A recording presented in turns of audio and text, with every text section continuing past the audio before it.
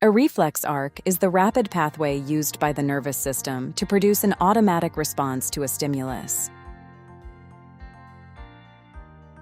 Let's take a look at a reflex arc in action. Reflexes are important because they allow the body to react to danger extremely quickly, without waiting for a conscious decision from the brain. When a finger touches a hot surface, specialized sensory receptors in the skin detect the potentially damaging heat. The receptors generate an electrical nerve impulse. This impulse travels along an afferent, or sensory neuron, towards the spinal cord. Inside the spinal cord, the sensory neuron passes the signal to an interneuron. The interneuron rapidly relays the signal to an efferent, or motor neuron.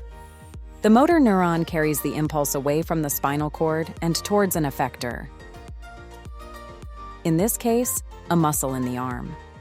When the impulse reaches the muscle contracts. This quickly pulls the hand away from the hot surface, helping to reduce injury.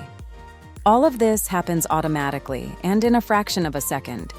At the same time, signals also travel to the brain, where the heat and pain become consciously recognized. By using the spinal cord to produce an immediate response, the reflex arc helps protect the body before we have time to consciously react.